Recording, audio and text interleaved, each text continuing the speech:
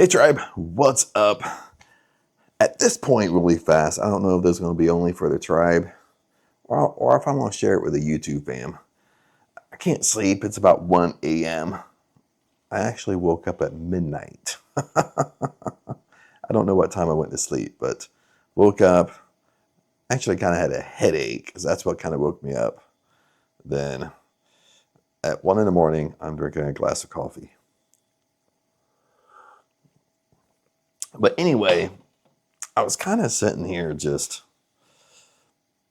pondering really about fear and how fear really kind of holds us back. And when I was just sitting here before I turned on the camera, I kind of got in the mood to talk about this. I was kind of just really thinking about how, like, even in my own life, how fear has held me back. Okay. And that's what you got to realize. Like, fear will hold you back. Okay, my friends. And I know I look sleepy and tired, so it's Thailand. And fear is just like a funny little thing.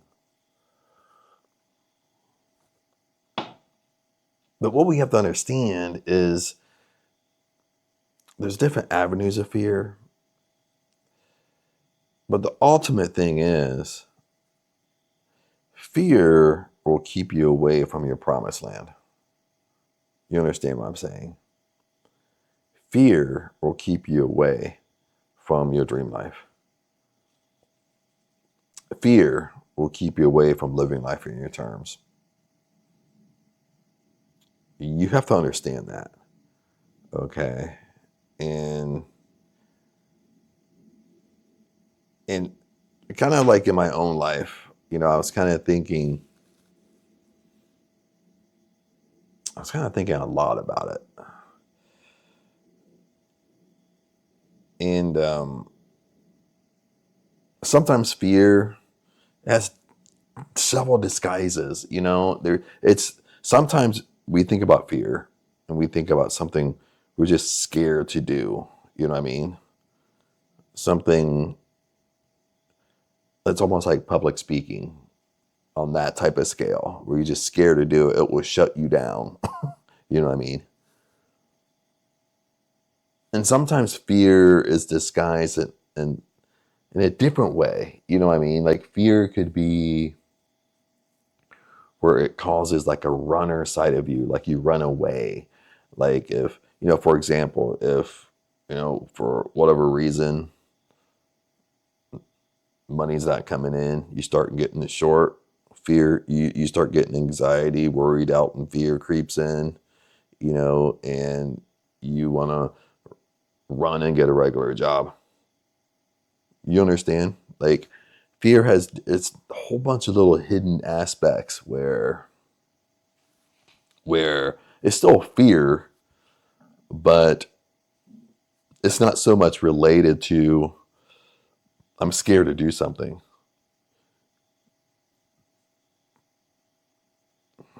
And I remember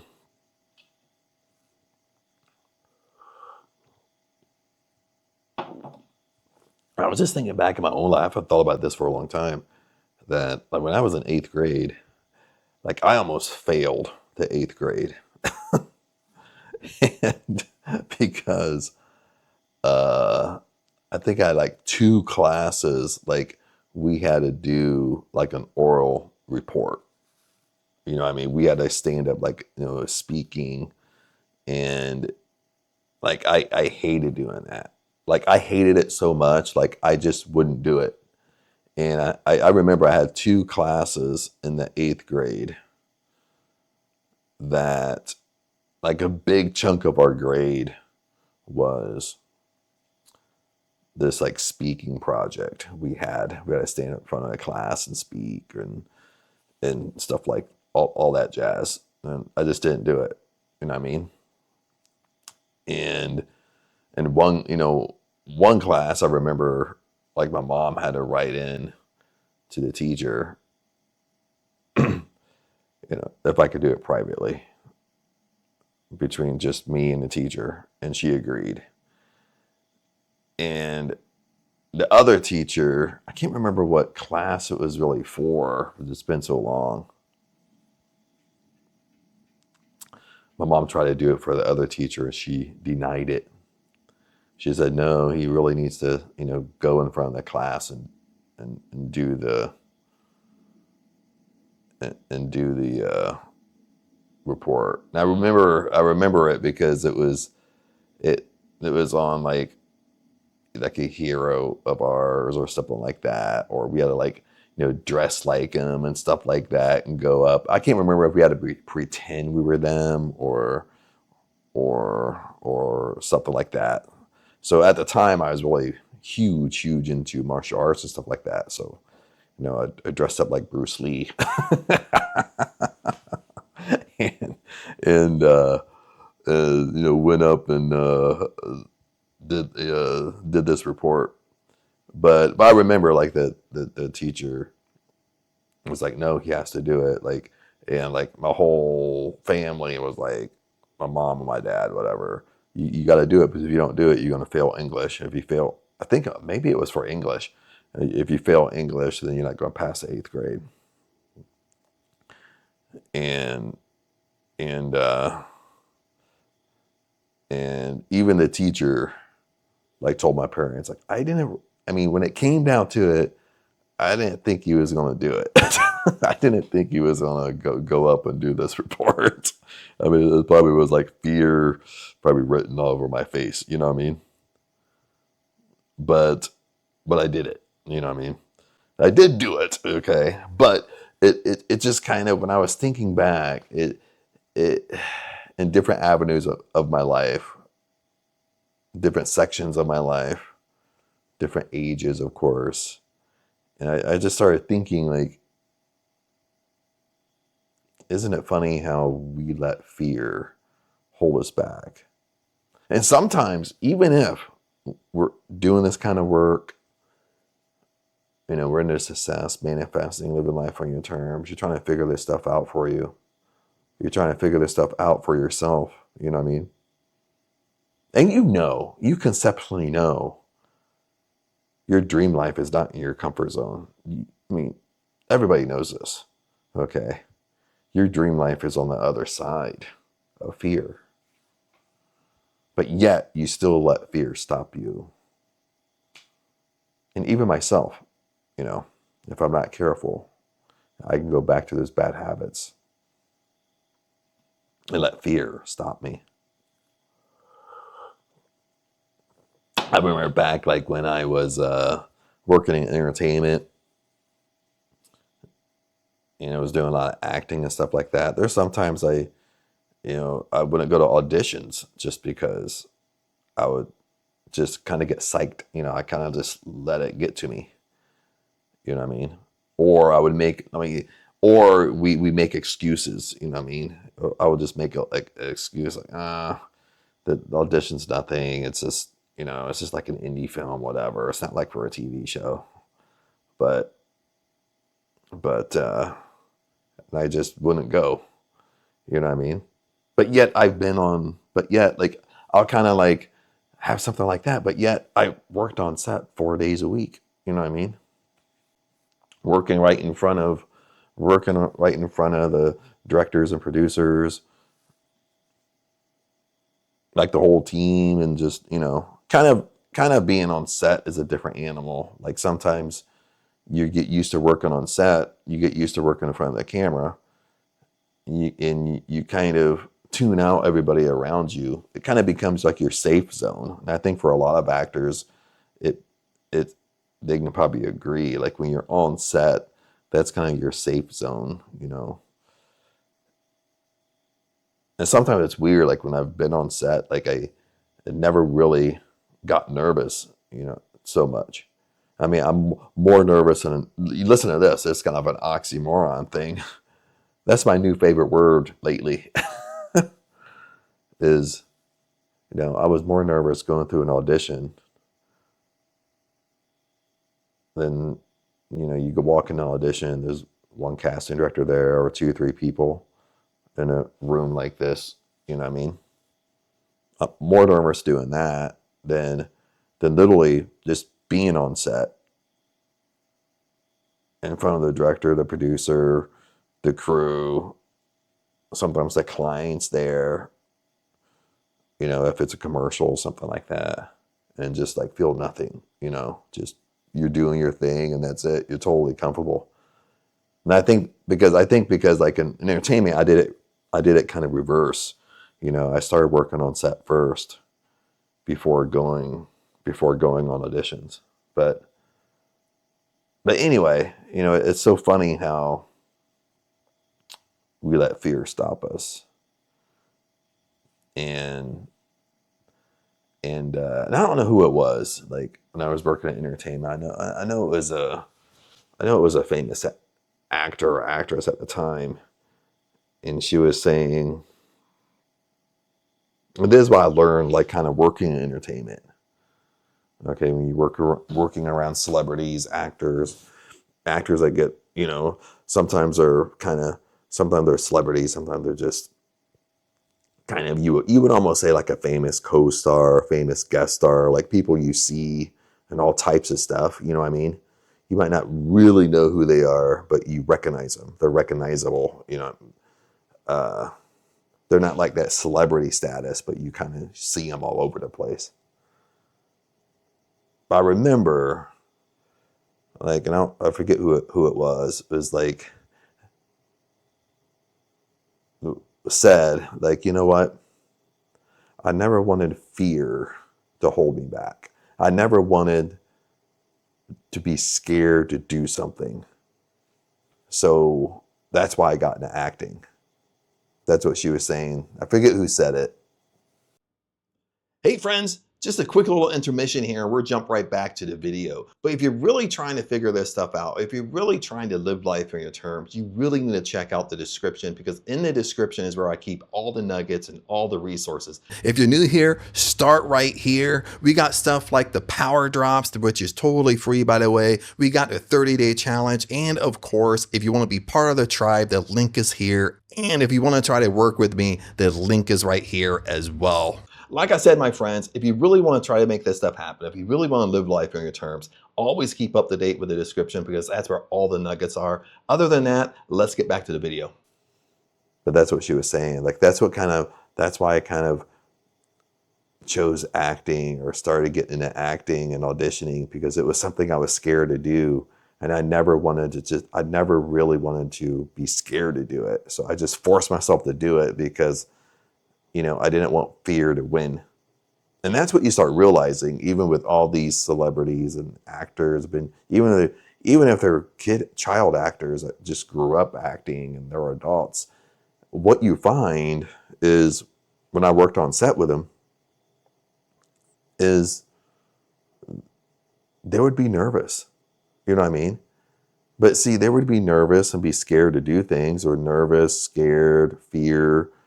But the thing is, they mastered it. They didn't let it stop them. You get me on that. They didn't let it shut them down. Okay.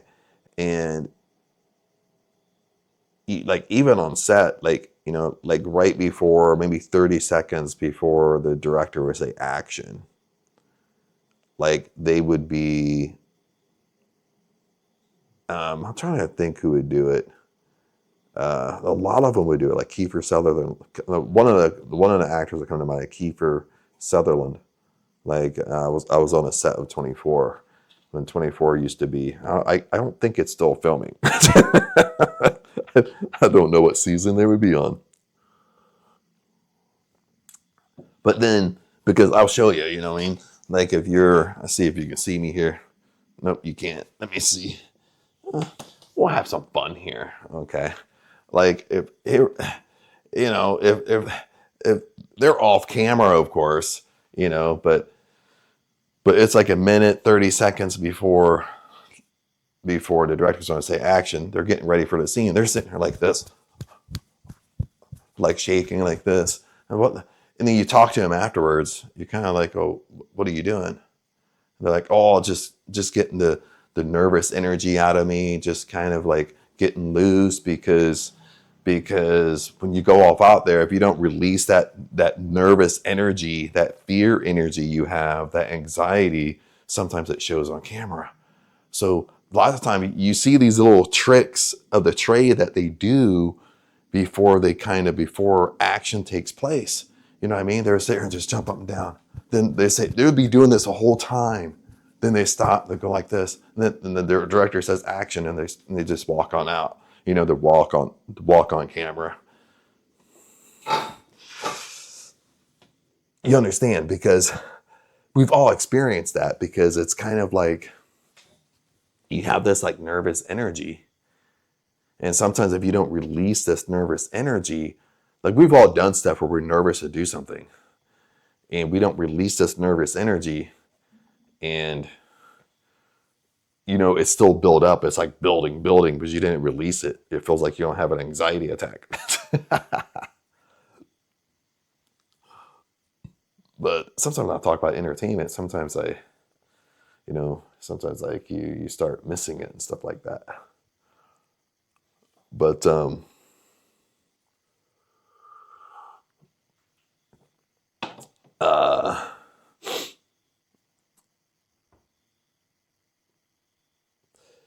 but lately, I kind of been doing a lot of videos, especially like on the tribe side. I've been sharing a little bit on the YouTube side. Is, you got to remain in the fire. Okay. And one of the things is when you remain in a fire, you finally draw the line in the sand, because you're kind of just tired of bending to fear. You understand, my friends? Like when you remain in a fire, the hardest thing remaining in a fire is fear. You know what I mean? Honestly. Okay. Well, sometimes it could be you're not persistent and consistent. You give up too soon. But one of the things that kind of creeps in there is worry and doubt. Even Napoleon Hill said this in Think and Grow Rich. Is the danger zone of worry is its brother creeps in, doubt. Okay. And once worry combines with doubt, that equals fear. And fear, my friends, is crippling. And it's so true. Fear is crippling. And what that means is fear will totally stop you in your tracks. You know what I mean? It will totally stop you from moving forward. And most of the time, you go right back to your comfort zone.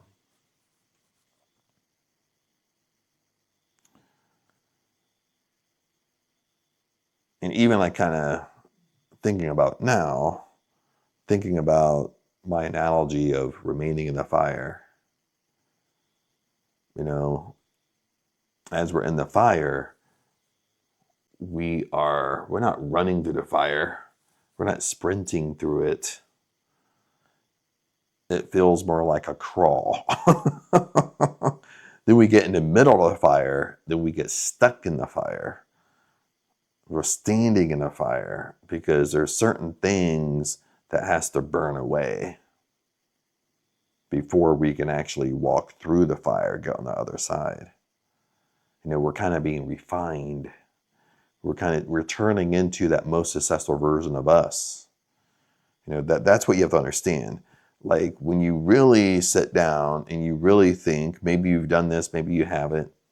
When you really think, you go inside your imagination, you start thinking about the most successful version of me. I mean, what would they be doing? How would they be acting? What type of life would I have?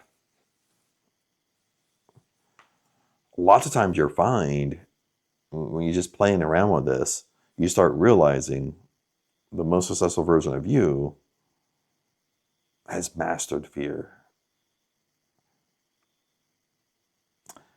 it's not that you're not scared. It's not that you never get nervous, but you don't let it conquer you. You don't let it stop you. You let fear is a fuel. Okay. I kind of love what Bob Proctor said around this. Is that Bob Proctor said, like every time he would be scared to do something, like worried out and fear would creep in, he said that he knew he was on the right path. Like he knew he was headed in the right direction because he was scared to do it. That's another way to think about it. Cheers, by the way, just in case you drink a coffee with me. At 1:30 in the morning.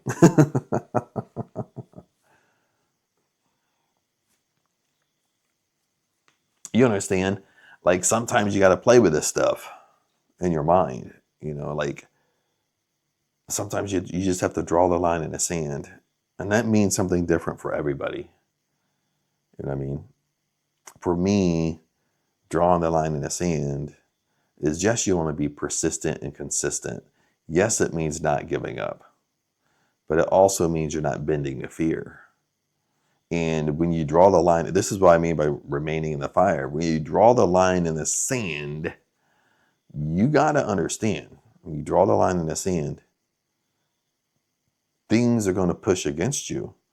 Chaos might start happening. Things you fear might start coming to your face that made you bend before, that made you run before. But this time you got to remain. This time you got to hold to your promise you made to yourself. The promise you made to yourself is, I drew that line in the sand. I told myself I am not moving. I told myself this time is different. I told myself this time I'm going to live life on my terms. This time I'm going to my promised land. This time I'm going to live my dream life. And it's okay. What we have to understand is like, it's okay if we backpedal a little bit. Something hits us and we take 3 steps back. And we're aware of what we're doing. We catch it. And you know what? We step right back up to the line. And we say, and it's like, no, I'm not going anywhere. And we stand there for a little while. And something shakes us again. And then maybe we took 5 steps back. And we realize that we catch ourselves when we step back up to the line. That line that we drew.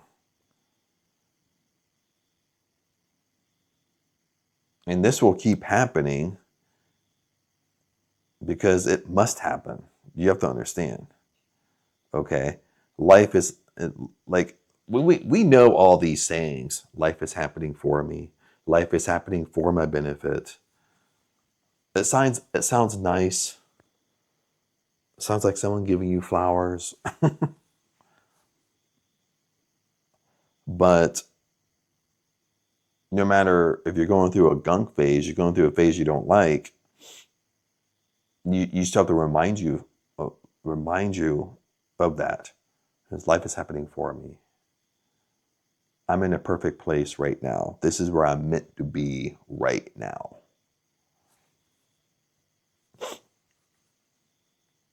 You know what I mean? Like even with Thailand for me. Okay, I've been in Thailand for 4 years.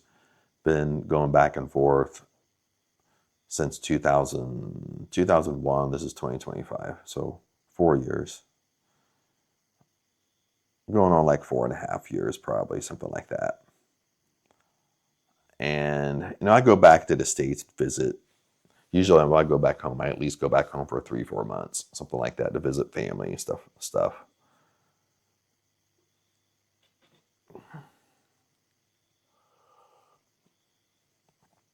But Thailand for me, even right now, we're up in Surin. Surin, there's really nothing to do in Surin. You know what I mean? because you're really, when you go up kind of north, up in Surin a little bit, or I guess like northwest, something like that. Not northwest, but northeast, like in Thailand. Like you're really like Thai local. You really see how Thai really live. You know what I mean? And so lots of times there's just nothing to do like there is in the tourist hot spots and stuff like that. Like you go down to Bangkok or Hua Hin or Phuket or Jomtien, Pattaya, and these are like tourist hotspots that they cater a little bit more to tourists. But when you get up in these just local areas, you're kind of like, what do Thai people do? There's no restaurants to go to and eat. There's no, you know what I mean? There's just like no basic stuff where you just kind of like, what do you do? I mean, what do you do? But when we came up to Surin, you know, part of it, I broke my lease in Hua Hin. We thought we'll come up here for a few months. Then, then I wanted to go back down to Jomtien, kind of check out Jomtien. And but we were going to technically wait until like rainy season, because we came up here in February, so this past February. But when we came up here, things kind of shifted because Aang's dad wasn't doing very good with his health at all. You know what I mean? Like, I mean, it was kind of getting pretty bad. Like, so that's kind of like what postponed everything. But when I came up and I've said it before, and I'll keep the story short with Thailand because I know I've talked about this a lot. And since there wasn't so much to do, I kind of looked at it as a positive. I was like, oh, it's kind of a great time to focus on work. I don't have so many distractions, which distractions never kind of bothered me. No matter where I live, I still kind of was good at focusing on work. But I thought, well, there's literally no distractions whatsoever. So, you know, I really be able to focus on work, really be able to get a lot done, and focus on me at the same time. Work on Chad.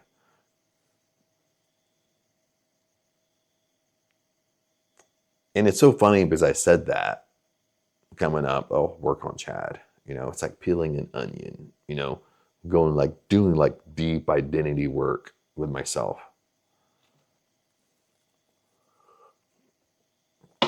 And I gotta tell you, that's when I really discovered that I have a runner side in me. You know, some of us have that fighter runner mentality. You stay and fight or you run from it. Okay. No matter if it's things you don't like it's fear again, but it's things you don't like what's going on, you run from it. Same thing, things you scared to do, you run from it. You run back to your comfort zone. You make up excuses why you're not doing it, but you're really just running back to your comfort zone because you're scared to do it. But the reason I say that, life is happening for you, you're always in the perfect place right now. Okay, life is happening for your benefit. Is what I started to realize is if life is happening for me right now, I'm in my perfect place right now.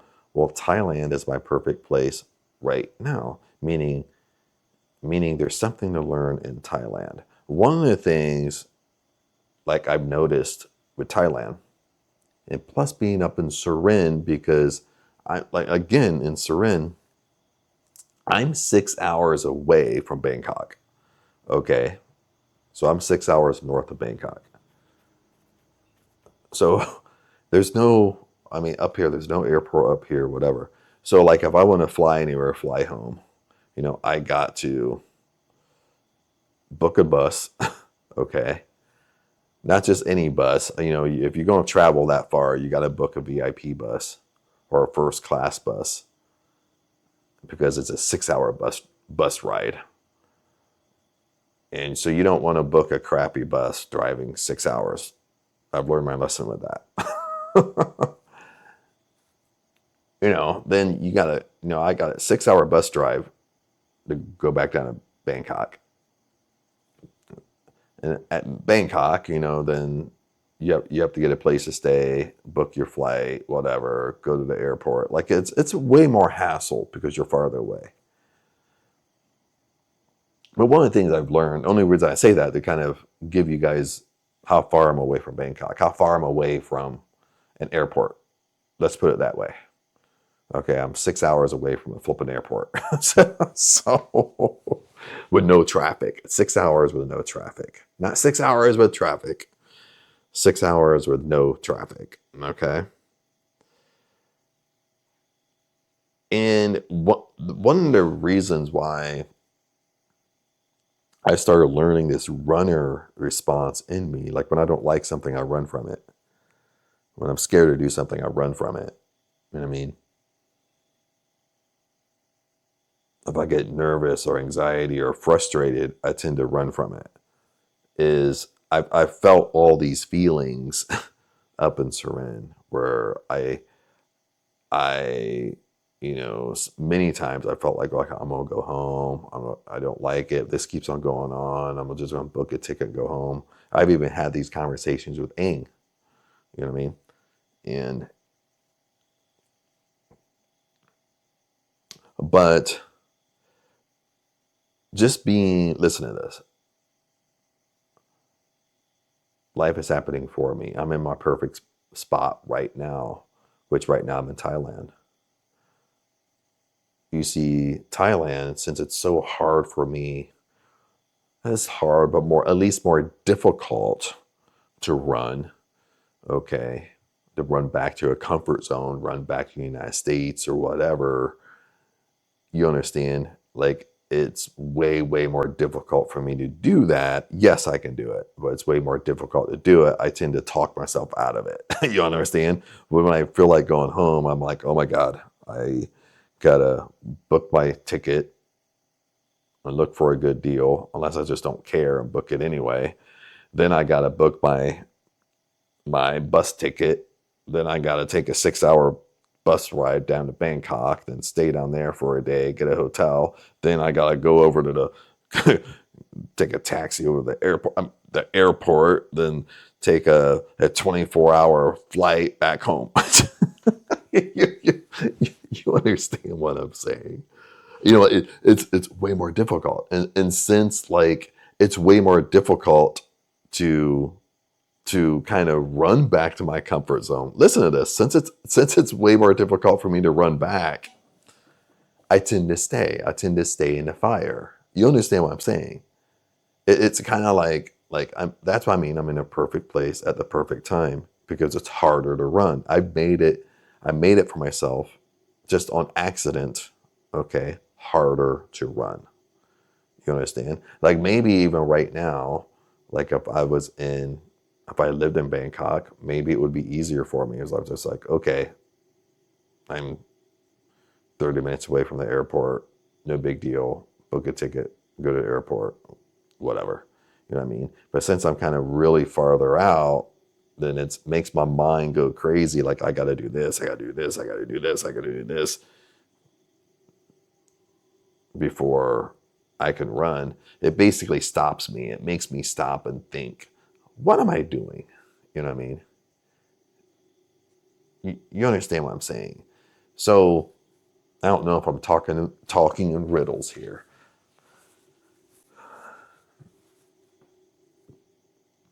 But anyway, kind of adjust the camera here. It's just kind of how I'm sitting. Since it's so hard for me to run, it's not impossible, okay, because anything's possible. It's not impossible for me to go back, but it's just harder, more difficult. It's made me stay and face the fire. It made me stay and face things I didn't want to face. And that, my friends, is the refinement. That, my friends, is even for myself with my story is I'm turning into that more successful version of me because the bad habits that I have that's holding me back, the bad habits that I have that's keeping me in my old identity. You understand what I'm saying? Because you have the same thing. There's habits you're doing right now that's keeping you attached to your old identity, your current self. Which with your old identity, you have to understand this. Your old identity is not going to take you to your dream life. You have to understand that. The whole core of your old identity is keep you in your comfort zone, keep you exactly where you're at. Okay. And the more you remain, the more you stop running, the more you draw the line in the sand, and you keep on stepping up to that line, but you keep on getting knocked down. You keep on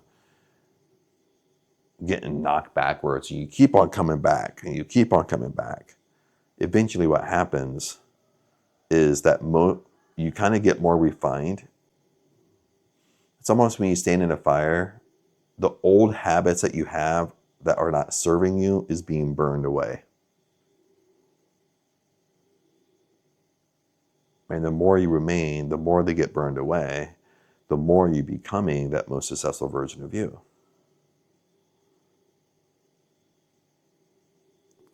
And it can be simple things, you know what I mean? It could be, when we think about the most successful version of you, or even myself, the most successful version of myself, just basic things like that most successful version of me has standards and boundaries around their life. If someone crosses my standards or boundaries, that most successful version of me is not scared to confront it. You understand? They're not scared to confront it. And they're not scared to let somebody know, hey, you crossed a boundary with me. That's a no-no. You understand? Someone's talking down to you. You confront it. You don't let it frustrate you to death. You confront it. You just sit there and say, hey, look, I treat you with respect. I don't talk to you that way. And I expect you to not to talk to me that way. I treat you with respect. You treat me with respect. Okay? You confront that boundary. And if that person don't respect that boundary, then you remove yourself from that person. That's the only thing left to do. But you've confronted it.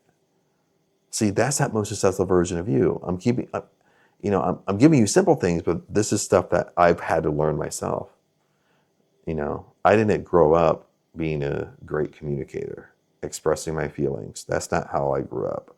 I didn't grow up having standards or boundaries and non-negotiables. Okay, I had to learn this on my own. Okay. I had to learn this in trial and error. You understand? And so that's the stuff like I've had to learn. Like I'm still even working on up here in Surin, up here in Thailand. It's made me like 100%. It's made me way more being here, remaining in the fire. It's made me way more like developing my standards and boundaries, developing my non-negotiables, and not just like I'll repeat this, like not just say I have standards and boundaries. It's different from just saying I have standards and boundaries, saying I have non-negotiables. Then when somebody crosses your standard of boundaries, you run from it. You understand what I'm saying? Do you do that? Are you a person like that? Okay, because I used to be that way too. I would have no standards or boundaries. Then when I started getting in this work, I started setting standards or boundaries. But when someone crossed them, I would run from confronting them because I was afraid of or nervous of confrontation. You know what I mean? But then I start realizing, that most successful version of me isn't afraid of confrontation. But that most successful version of me is they're going to have standards and boundaries. And if you want to be around me in my life, well, you're going to obey my standards and boundaries, or you're not going to be in my life. Bottom line, you're not going to be around me because I'm going to remove myself from it. I'm going to remove myself from the environment or you. You understand? Okay. That's that millionaire side of you. That's that most successful version of you. That's what you have to figure out. You got to play with this stuff. What would the most successful version of you be doing?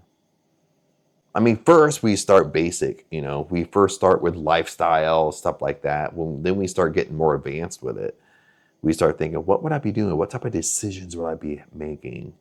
how I would be carrying myself and dressing, how I would act, how I would act in conversations, how would I act in disagreements and when things happen, that I don't like. And that, my friends, is who you have to become. Is you have to be, right now you're in a separation. You understand? The most successful version of you is up here. This is where your dream life is. This is where your dream car, dream house, you want to be a multimillionaire, a successful entrepreneur. This is the level it's on. This is the vibration it's on. This is the frequency it's on. It's up here. You're down here in your old identity, current identity. Okay, what you have to understand is the most successful version of you isn't going to drop to you. Okay? It's not dropping to you. You got to come up to it.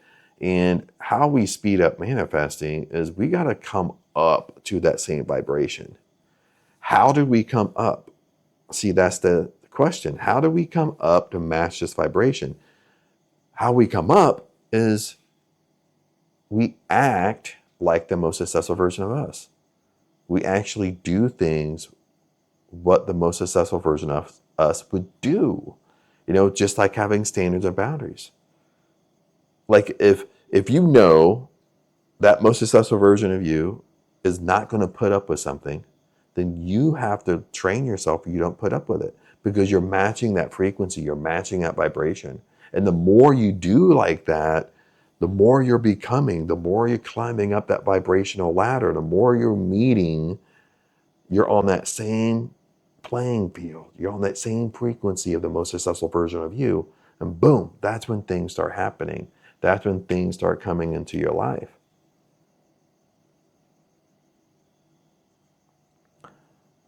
But what people don't tell you is when you're kind of moving up here, getting closer to it, this is like the bridge of incidents, what Neville Goddard explains, where you're just kind of going through chaos going up here because your old identity is pulling you back down. You know what I mean? As you're going up closer to that frequency of the most successful version of you, your old identity is pulling you down. And what I mean by that is it's putting you in a situation that things you're scared to do that holds you back in the past, but now it's not holding you back. That's why I mean you got to remain in the fire. You draw the line in the sand, because that old identity is fighting against you the whole way. You know what I mean? Until you weakened it so much, until you're just not giving into it. I mean, it's fighting you along the way. And how you get better at it is you're kind of doing away with these bad habits. And you're starting to act more like that most successful version of you would act. That's why I'm kind of giving you examples of myself, like with standards and boundaries. Okay, like I'm really, even being up in Thailand,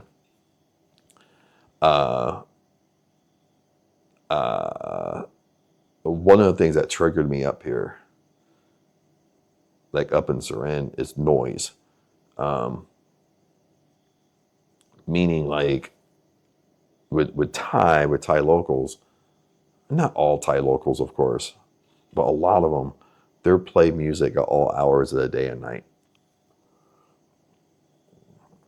And I don't mean you're just playing music and listening to music. I mean, they have these big speakers and they just crank them and blast the music, and you can hear the bass. Like the bass will come into your house and just echo.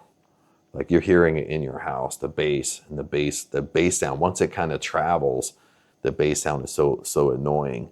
And what makes it worse in these Thai villages is how they build these Thai houses. Is they build everything. This is drywall, but the walls over here, they build everything in cement and steel and metal. You know what I mean? Even the roof is just all metal. And with these Thai houses, there's no insulation. There's no like false ceilings. There's no sound or heat insulation. So like when the sound comes in, there's no buffer. There's nothing that absorbs sound. Everything enhances sound. So then when you have neighbors or whatever blasting music, like you can hear it plain as day. plain as day, like in the living room, kitchen, bedrooms. You can't go anywhere without hearing it. And with me, what you don't know is I'm hard hearing in my right ear. I lost half my hearing in my right ear when I was like super young. But when I lost half my hearing, it's hard. Like I hear, it's not like I don't hear. I hear everything, but you can't like you can't really dictate sound. You can't drown out sound. You know what I mean? You can't like ignore things. Like I just hear all sound. Like like if you're talking to me and they're playing music, I basically I hear the volume of your voice and the music at the same time. I can't like just focus on your voice, focus on what you're saying, and I tune out. That's the word I was trying to think of, tune out the background noise. If I sit in the restaurant's noisy, I hear all the noise, plus I hear you. I can't tune out the background noise. I just hear everything. And a lot of times that can cause like anxiety and stuff like that because I just hear everything, you know what I mean? And when I came up here, it was kind of the first time in my life where I just had like, we had there was a big party like next door. They brought in this massive speaker. They basically set it on the edge. They basically set it on our property, but it was a massive speaker and they blasted it. And I'm not even joking. The whole house was just shaking. And dude, I just flipped out. I just had a mental breakdown, like almost like with high functioning autism. Like it just triggered me right now. Like I couldn't get away from it. The whole house was like shaking and this bad bass. And I was trying to like talk to Aang through it and stuff like that. And at first Aang was like, well, we can't do anything. We can't do anything. That's kind of Thai. That's kind of like the Thai culture. Like, oh, we can't do nothing about it. And it's like, no, like I just flipped the law. I just flipped out. You know what I mean? And, like pretty much had a breakdown because like with high functioning autism, there's certain sounds are going to trigger you. You know what I mean? But this was like severe, like like I just couldn't go anywhere. And and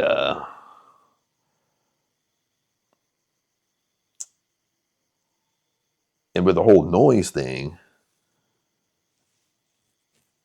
that made me really realize certain things in me, okay, that I had to work through. But two, being able to really stand up for standards or boundaries and non-negotiables, to be able to really stand up and say, and almost like the first time in my life, like kind of being in an environment like this is, dude, this isn't happening. You know what I mean? And I've even had to sit down and talk to Aang where it's like, Really quick here, friends. Do you want a challenge that's going to make every dream of yours come true? You see, my friends, the issue is when you start trying to live life on your terms, you're doing everything right. See, that's the problem. That's how you feel. You're trying your hardest, but nothing is changing. Now, in the challenge, there's no fluff, there's no hype. It's just real transformation delivered daily. We are going to the core. We are going to the root cause why things are not working for you. All you got to do is go to the description, click see more. Everything will pop up and you will see the 30-day breakthrough challenge. Click the link and it will take you right over to that. okay, I'm back. I just had to like stop recording and turn back on because I realized I've been talking for a long time. I don't want one video to be so many gigs. I have trouble like uploading it to the computer from like going from like an Apple phone to a Windows based computer. But I had several conversations with Aang where it's like, because like with Thai culture, especially in these villages, they don't like to confront. They don't like to confront things. It's pretty much, maybe it's more of that poverty consciousness. It's pretty much, I'll just put up with it. You can't do anything, just put up with it. And, I really had to sit down, had a serious conversation with Aang. Hey, look, we need to confront this. Or if you don't want to confront it, I got to go. You know what I mean? I can't stay here. Bottom line. And I mean, when I got to go, I'm not going someplace else in Thailand. I'm going to go home. You know what I mean? I'm going to go back to the States. This is like a non-negotiable to me. You know what I mean? No,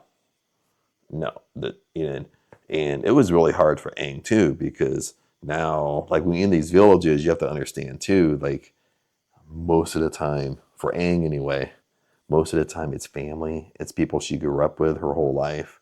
They're not just like strangers, you know what I mean? So you're basically complaining about family or friends or grandparent or whatever, people just blasting music all the time. And so it was really kind of healthy for me, even though I was kind of going through this severe situation. But it really made me like, I gotta, this is a standard and boundary, but now I gotta flip and enforce it. You know what I mean? Kind of the first time in my life, because it literally just, it sounds kind of weird with the whole noise thing, but it literally just put me right against the wall. I had nowhere to go. I had nowhere to run, nothing to run to. My back was against the wall. So it was a little, my back was against the wall. Is a little, I had to have a standard or a boundary, but then at the same time, I had to enforce it and really I really had to fight for my standard and a boundary, and about the whole thing. And then now, like, it's kind of getting way more quiet around here. Like, just because I just had that standard and a boundary, and I really fought for it. Like, even the house over here, like, we had to call the cops on them like 3-4 times.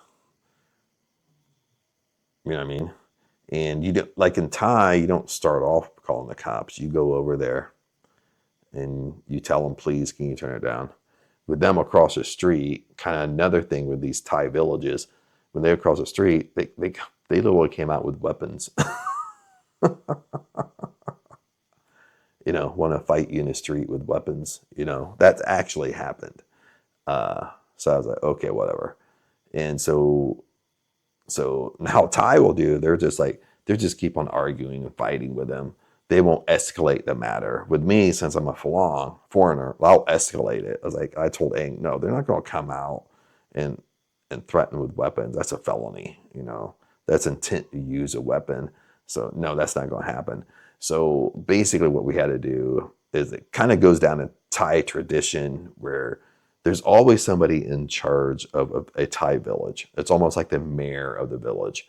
Like, before you go to the Thai police, you go to the person in charge of the village. You go to him. So we went to him 2 or 3 times, and he couldn't even solve the noise issue. So then finally, we had no choice to start calling the police. And how it works in Thailand, if you call the police 3 times on one person, they'll show up and arrest you. Then plus they'll show up and they'll take your speakers. If you're complaining about music, they'll take everything from you. They'll come in your house and take everything. That's how it works. That's what I mean. Like, we really had this kind of, I really had to set a strong standard and a boundary. But for me, it was really enforcing it, because, like I said in this video, it's so easy to kind of say, oh, I got standards and boundaries, but you never enforce it. Like, this is kind of like the first time in my life, really, kind of honestly, I really had to enforce my boundaries. I mean, because I had before, like I said in the past, before I would just ignore it, won't go in that environment again, ignore you, don't hang out with you again, you won't be able to hang out with me, whatever. You basically kind of, in a way, run from it, but you just kind of avoiding those situations. But here, see, I couldn't avoid situations anymore. I had to confront, you know what I mean? So that's what I mean about, like with Thailand, I had to face like some major things, even though it sounds weird with the whole noise thing. or like you won't really get it unless you really went through it. What's something else? I know I know the noise thing was a big one. It was a big one. Oh, like we had like even the next door neighbor over here. After we kind of solved the noise issue here, the wife comes home next door because some Thai will live in different countries, work in different countries, send money home. So she comes home. So even though she lives over there, when they come home and visit, they treat it like they're on vacation. So she starts playing music. So the music starts coming, the bass starts coming over here where I could hear it in the kitchen, living room. Like you watch TV, you can hear it over the TV, like just stuff like that. So like again,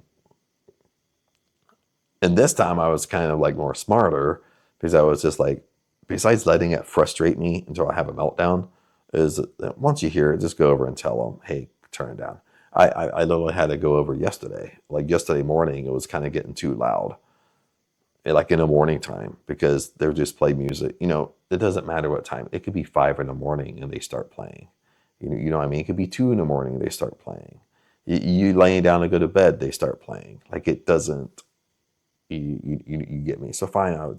Yesterday I was like, and this is probably like the 4th time I've been over there. You know, I walk over there. Hey, can you please turn down the music? You know, and they did, but it's just that being able and being okay with confrontation, being okay with like, this is the standard, this is the boundary of mine, you know, and for me to be able to go over and be calm, be collected, and say, hey, you know, turn it down for me, please. You know what I mean? It's a little bit too early to be blasting music. But see, the thing is, what we're going to point out, let me get no notification off. That's what the most successful version of you would do. You understand? And even if you follow Neville Goddard, not follow Neville Goddard, but he's passed away, of course. But you study his material, and all these greats, they preach the same thing. They just explained it differently. But what you have to understand is whenever God talked about living the end, acting as if, dwelling therein, dwelling in the end, you know, it's you being that most successful version of you. That's what it is. It's you. You already have what you want. You already have your dream life. You already have your dream house. But you're carrying yourself like you already have. See, that's the key. That's what you have to figure out. How would I really be acting? What would I really be doing? And it gets more specific in that. I mean, what type of decisions would I be making? Even for me, it's like going deeper with standards, boundaries, confrontation, because that's the most successful version of me is going to have that. You know, they're going to be good with that. You know, they're going to be good with, hey, you know, you don't talk to me like that. You know, you're not going to put up with things. That most successful version of you isn't going to put up with things. Okay. There's another non-negotiable I did like in Thailand. This one was easy for me. I didn't really struggle with.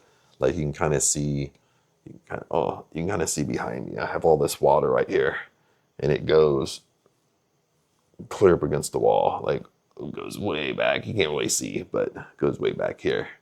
Yeah, you can kind of see it right there. Yeah. Now I did have a third layer, but I drank it. Okay. Then over here, you see the water tower. This is what I used to have in my condo. So I set it up over there. So we got the 5-gallon water thing up here. So basically what happened was, long story short, is at first when we came up here, we were having someone drop off water for us. He was dropping off these 5-gallon drums. And we would get like 5 or 6 of them every week or something like that, every week and a half. And I didn't think anything of it. At one time, probably this happened maybe like 3 months ago, Aang's brother-in-law and sister came up to visit, And I noticed something, like they weren't drinking my water. We were sitting down having dinner, and I just noticed like they were drinking bottled water they bought from the store. They weren't drinking my water. So I was kind of like, I asked Aang, I was like, why isn't he drinking our water? Like, what's the deal? And then Aang asked her brother-in-law, like, why aren't you drinking the water? Then at first he hesitated, like he didn't want to say, like, you know. So then it made me kind of like, okay, what's wrong? What's wrong with the water? And then he said, well, the water tastes funny. And I was like, what do you mean the water tastes funny? Okay, because again, you kind of get this, but Thai, they don't like to, it's not like they don't like to complain, but it's really all about,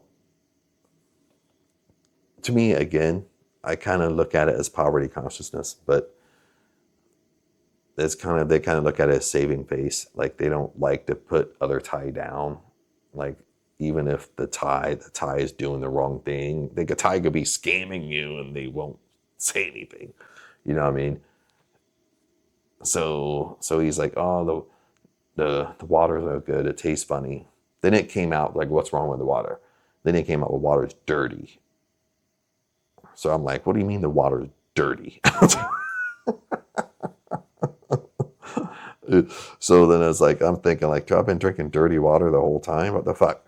And and uh, and Aang's brother-in-law, okay, he's a plumber, so he works with water. And in Thailand, if you've been here, they have a lot. You see them all over the place. You see them in condos. Sometimes you see them in hotels and resorts and stuff like that.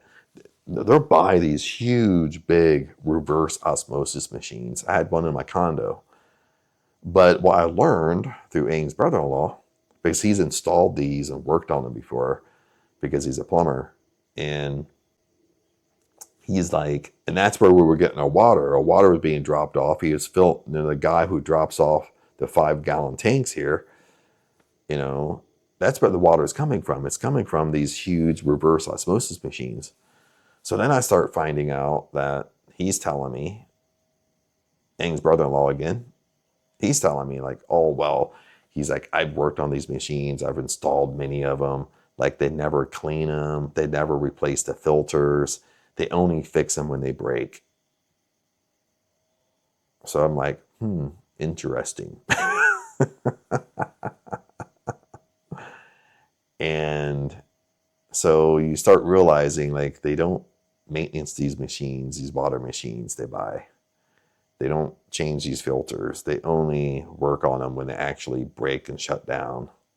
They only do it when they have to do it. So the water's dirty. And I don't mean like in Thailand, I don't mean just hard water. Okay. I mean it's dirty. You know what I mean? There's dirt in it.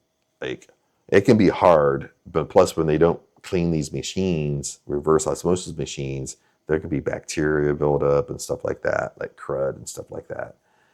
So then I kind of went down a rabbit hole with this, because then it's like, well, we got to find out where we can buy water now. And this is what kind of led me with Thai locals, with they would, when you talk about water with Thai locals, they got two things. They're sit there and say, oh, this water you only cook with, but this water you can drink. And this is what Aang would say. Well, you only can cook with this water, but you can't drink it. Then you start finding this, how all the locals will talk in the village. Or you cook with this water, but you can't drink it. So I'm just thinking like, what do you mean I can only cook with it and not drink it? Like if it's dirty, it's dirty. You're not going to cook with it. But with Thai, they're cooked with dirty water. I mean, this might scare you a little bit. Like when you go to restaurants and stuff like that, they're making soup. I mean, you know, I don't want to say it, but well, it could be dirty water. More chances than not, it's dirty water. You know what I mean? But that's how Thai look at it. Is like, if you cook with it and heat the water, it destroys everything. But they're not like boiling the water for like 10 minutes or anything. They're just cooking with it like normal. So you learn that, where it's like, oh, that water you cook with, but you don't drink it. And then and Aang kind of had that mentality, or we just cook with it, but we can't drink it. And I'm like, no, no, no, no, no, no, no. This is where my long story is hitting the climax here. It's like there was a non-negotiable. Like once I heard that, I was like, no, there is no. We cook with it and don't drink it. No, the water's dirty. The water's dirty. You don't cook with it. Period. Okay. So, long story short, this is why the only choice we had was to buy water, to buy bottled water. That's the only choice, because that's what you start learning is with all these reverse osmosis machines, these big machines that cost some mega bucks in Thailand. They don't clean them. They won't replace the filters. You know what I mean? It's all dirty. But you talk to any local about this, a local will say, oh, if they speak English or a tiny bit of English, they'll tell you, oh, you only can cook with it. 100%, they'll tell you that. Like, oh, you only cook with that water, you don't drink it. And then literally, like, it kind of comes down to this. Like, when you watch Thai, poor Thai will drink dirty water because that's the only choice they have, because like a 5-gallon like this, it's only like 14 baht. Like 14 baht is like 40 cents, to fill that up with water with a reverse osmosis machine. Okay. But more like middle class Thai and above, see, middle class Thai knows the water's dirty. So middle class Thai buy bottled water. Middle class Thai don't trust the reverse osmosis machines. That's what you start, I mean, I'm kind of getting off on a tangent here, but that was a long story, but that was a non-negotiable to me. It was like, no. Then Aang was like, yeah, but it's going to be more money. And it's like, I don't care. I was like, no. It's like, no, you're not going to drink flipping dirty water. Like, no. And you're not going to cook with dirty water. No, you're going to cook with this water. You make soup. You use water. You use water here, baby. I mean, that's bottom line. But my whole point here is, just being up here where it's hard to run, I gotta face stuff. You understand? And when you're doing identity work, whatever you want to call it, you don't have to face things that you're nervous to face. And it's so weird because I'm kind of hitting a point where I'm kind of okay with it. I mean, I'm kind of getting to a point where I'm completely okay with having standards and boundaries. I'm completely okay with having non-negotiables. I'm completely okay with confronting somebody about it, and I don't have to lose my shit over it. I'm completely okay with it. You know what I mean? And when you kind of get to that point where you're completely okay, what's happening is you're becoming way more of that most successful version of you. You're really walking through the fire. You're getting to the other side. And another thing I realized is that it's okay. Okay? It's okay to have emotions. Okay, and this is another part two to this. It's okay. Like lots of times we get into this work, manifesting, success, laws of the universe, whatever we want to call it, law of assumption, law of attraction. And we hear so much negativity around, oh, don't be negative, don't have negative thoughts. We fight those feelings. Remember, anything you fight causes friction. Friction negates. You understand? Anything you fight causes friction. Friction stops the flow. Stops the flow coming into you. Stops the flow coming out of you. Ha! You know what I mean? Ha ha! You know what I mean? And that's another thing that I kind of realized being up here. That it's okay. It's okay to have a mental breakdown. It's okay. It's okay to be pissed off. It's okay to be angry. It's okay to get angry. It's okay to feel disappointed. You understand? It's okay. And the more you kind of get this, the more you get that it's okay. What I've learned is those feelings don't stay it doesn't stay harbored up inside me. You understand? Because I'm not stopping the flow. I'm letting those feelings flow. And what I found when I'm just okay with it, I'm okay with being angry. Know what I found is I don't stay angry. I get over anger pretty quick. I get over being disappointed quicker. Because what happens is, even if I'm being negative, I get over being negative quicker when I'm just okay with it. You know what I mean? Because you're not stopping it. Okay, you basically what happens is we get angry. Okay, we get mad at someone, get angry, whatever. We get mad at a situation, get angry at a situation. Someone scammed us, didn't do the best thing for us. We get angry about it.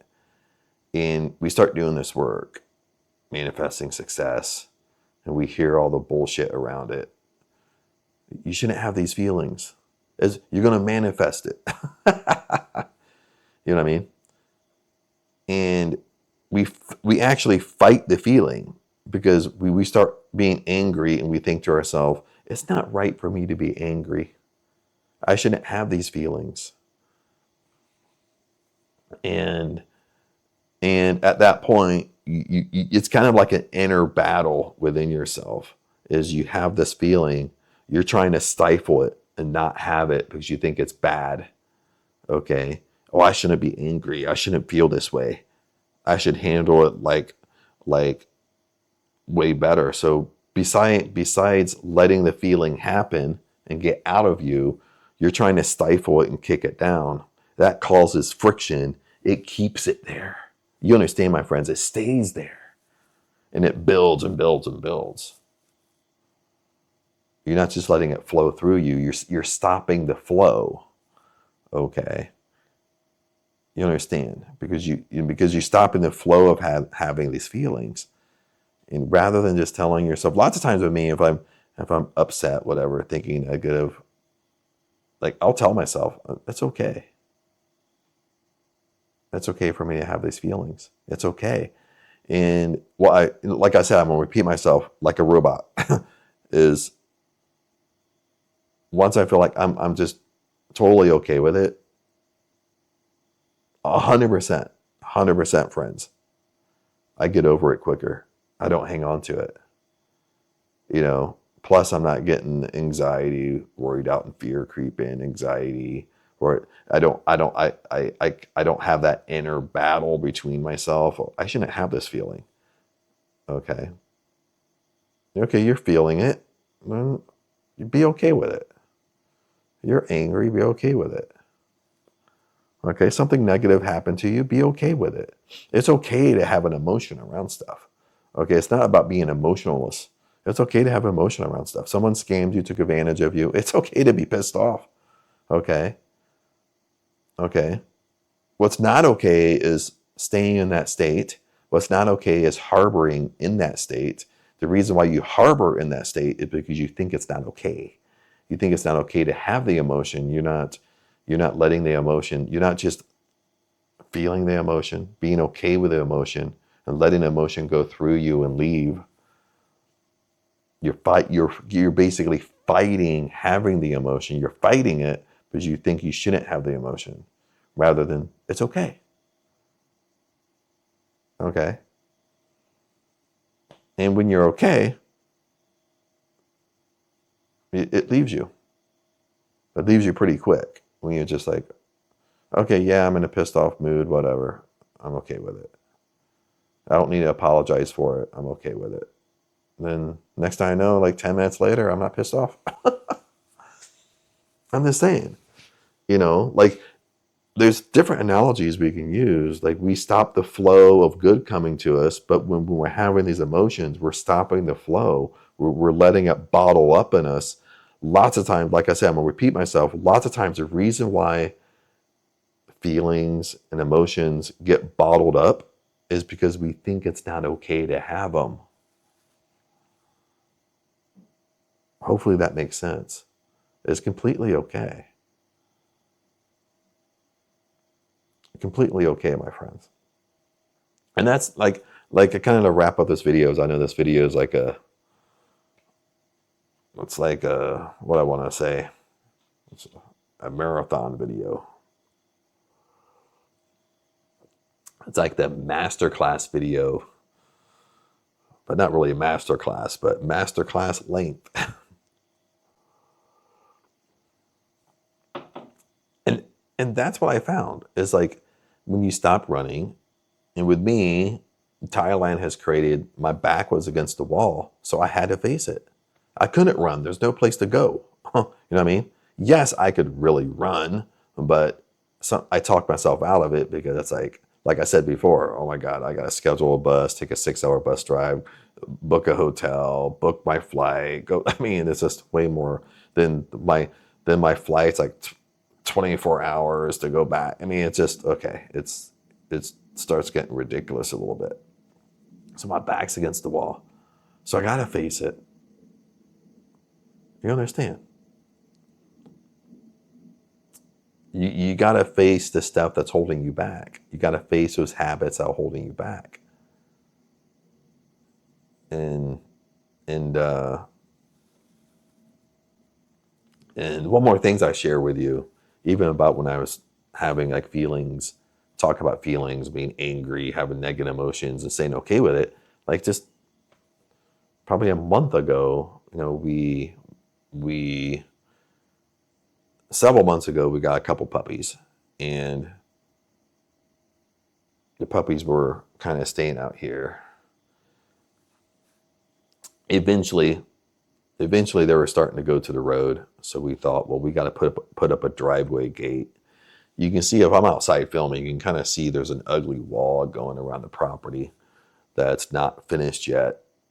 But then since we got the puppies, I said, well, let's put up the driveway gate. And we'll put up the driveway gate and we'll finish the whole front to match the gate. So Aang wanted to put a really cheap one. And I said, well, no. I wanted to put up kind of a more expensive gate just because it will last a long time. You know, buy quality stuff, quality steel, so it lasts a long time. Buy the best paint so the paint don't peel in 1 year. You understand what I'm saying? Like, so the guy we hired, long story short, it cost 50,000 baht. What's 50,000 baht's almost like $2,000. So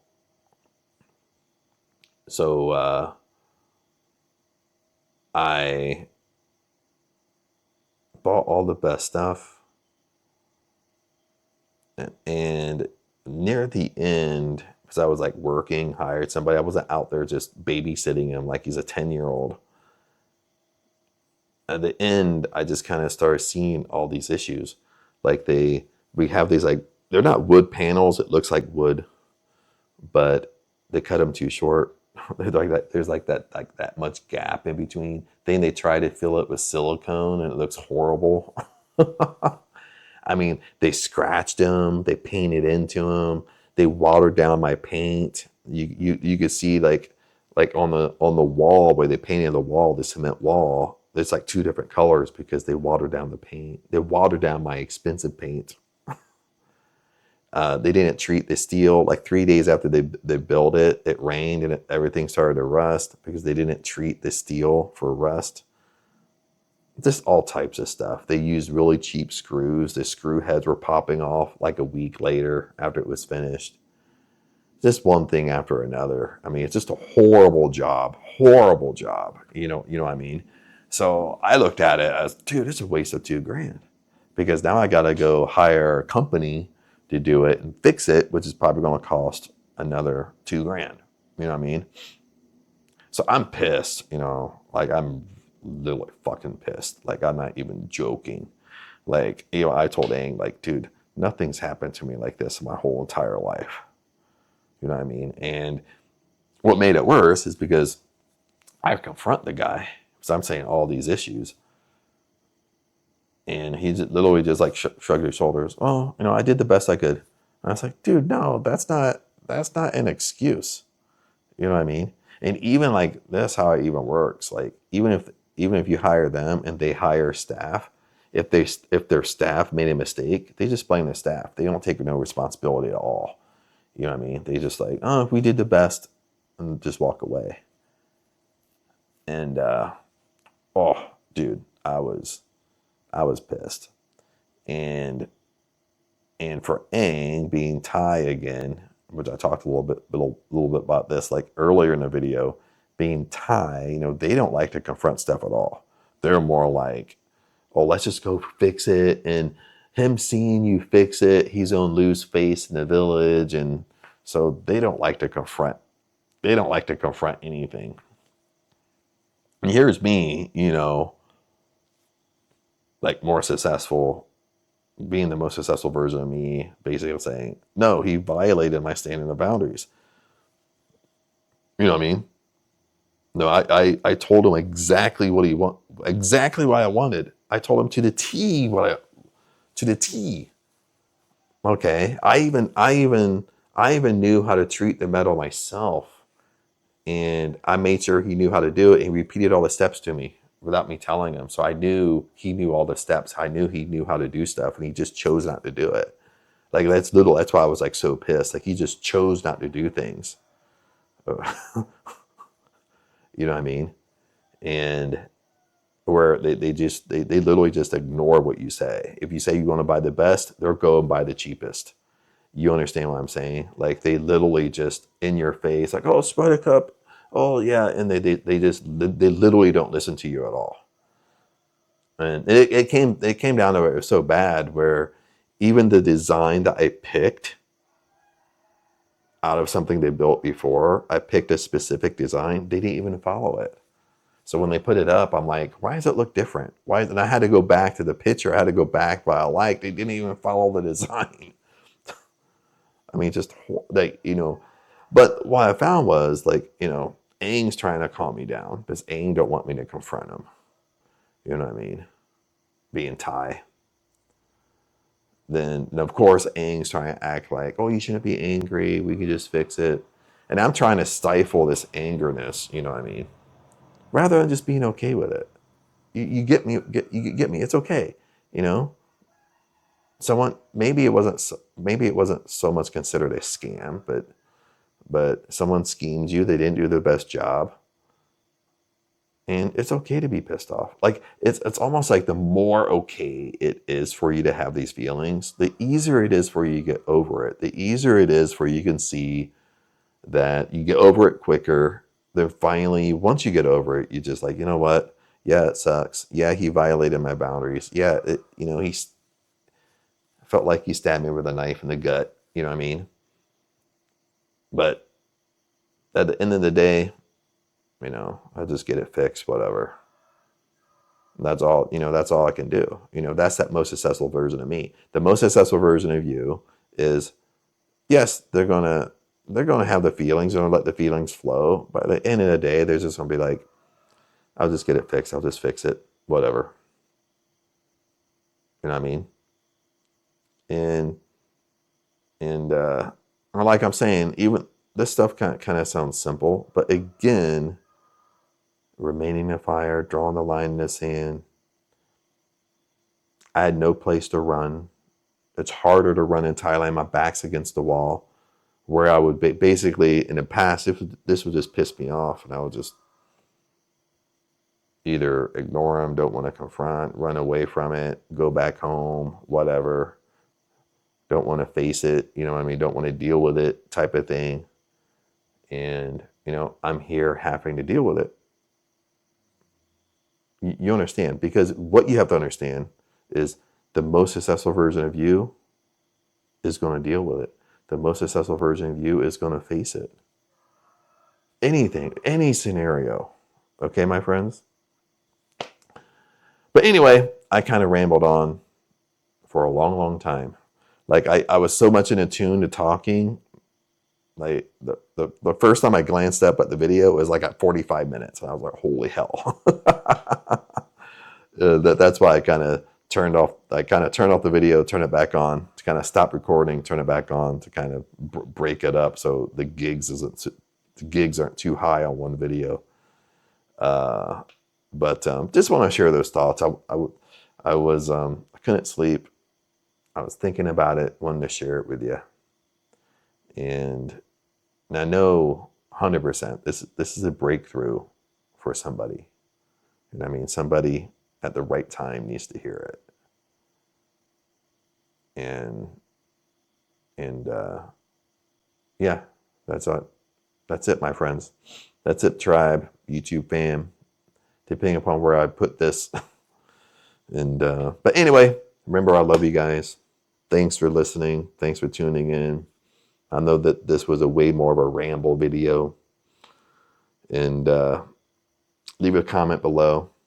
Love to hear your thoughts. We're in this together. Remember, I love you. Draw the line in the sand. You don't move.